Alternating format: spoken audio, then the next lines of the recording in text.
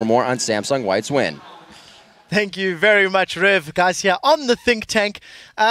It's not much to break down here. Samsung White executing a perfect game. 0 deaths, 0 dragons given up, 0 towers giving up. Absolutely demolishing Dark Passage. They got themselves the Pentakill. I want to talk about the duo lane. Vayne, Janna, best lane in the world? No.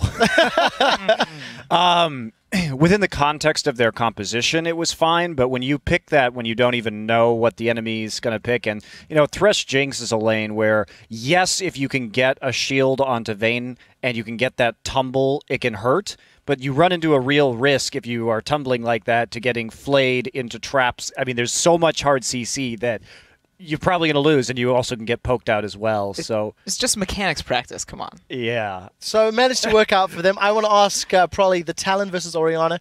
We saw Pawn constantly throwing his ultimate over and over and over. Talk to me about the matchup and how he played that out. So I guess it's kind of counterintuitive because you think about it and you go, all right, Talon without ult, he's not going to kill him. But in that matchup, it's actually really hard to ever get a free kill on Orianna. So using your ultimate on cooldown the way he did with the Brutalize their first buy was perfect because after he uses ult and Orianna went low, he's now able to just auto attack to get all the CS because Ori can't harass that back. She's too low from what just happened. And then it's a ticking time bomb. Talon gets ult in 30 seconds. So it's going to happen again. So it's almost like Orianna has to buy 5 health pots every back and then has to trade really well. So it's kind of like, it's just terrifying to play that lane. Yeah, it really worked out in Samsung's favor. They mechanically outshone their opponents. One thing that stood out for me was their buff control. We were looking at the gold lead despite having next to no kills by the 20-minute mark.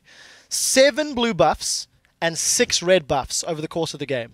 In contrast to Dark Passage, they had 1 blue and 2 reds.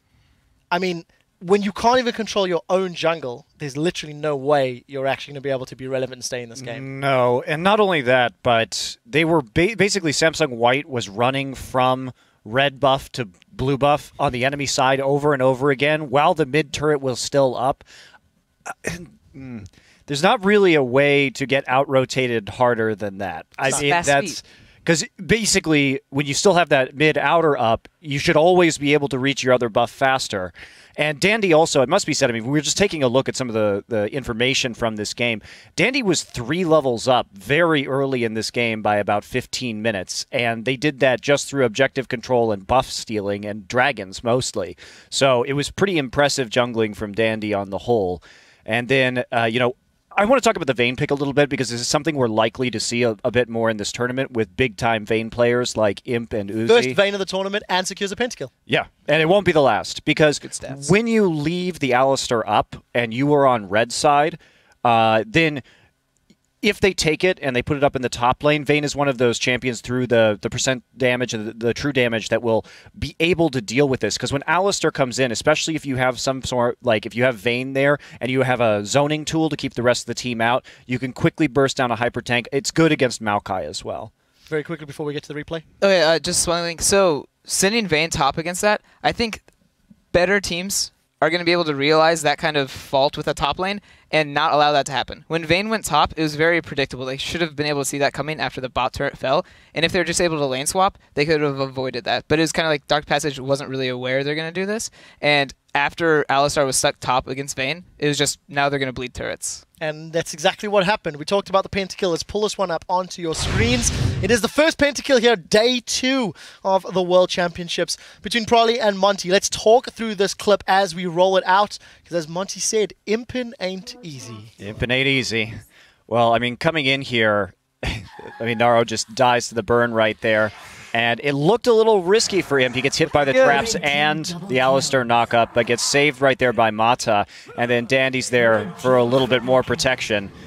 And Looper from the side makes sure Touch can't get out either. And then, you know, good guy Fabulous. To zoom in. Gives up the last one. That's some classy camera work. Prolly, Jat asked it on the set. Was that a legit Pentakill? You're going to be the final say.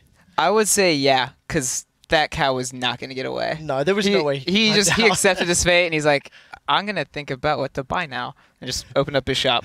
became a big piece of steak. Anyways, guys, Yeah, I just want to say one more thing about the takeaway of this, because the AHQ game was a little bit more scrappy and we saw some more cocky plays from Samsung White. But this game was a very different story. 0 kills until pretty early into the mid-game, very methodical control of objectives. You can see how intelligent White is here, as well as good at skirmishing and maybe overplaying their hand a little. Very impressive to get a perfect game. I'm actually happy you mentioned that, because in the matchup of Samsung White versus Edward Gaming, they also had missed positions, especially in Imp in particular, that cost them some of those team fights. Anyways, we do want to check out how you guys are watching the World Championships all around the world. At Simon Monk Niels and some friends in class are working on their R's. Reading, writing, and renekton, if you say so.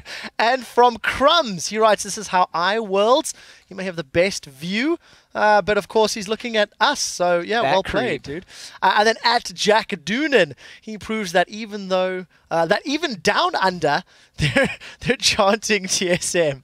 All right, we got another one coming to us from at Shiny Shedinja. Proves that cosplay isn't just for cons, and writes, this is how I world. 4 a.m. Renekton outfit, because who needs sleep anyway? Is that really a Renekton outfit? I couldn't actually see. We need a full-body Renekton photo from our last photo. Anyways, send them to us how you're watching the action out of Taipei by tweeting at LOL Esports. Use the hashtag Worlds.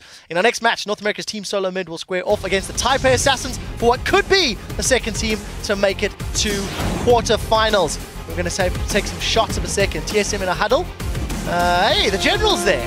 We'll see if any strategies he can provide will do better than the ones that work against World Club. TPA, thinks that's them. Yes, chatting a little bit.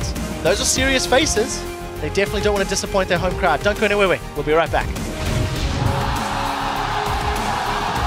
Dandy's going to continue a 2v1 by himself. Looper says you're mine, and he may get another one. 4v1 for himself right now as the team comes in from the backside. Health bars are being completely demolished right now. A little bit of brush control is going to be good for this one. Double kill coming in for Imp. He keeps the shot coming. The triple kill for Imp. Looking for the quadra. They want to give him the and they are going to get it.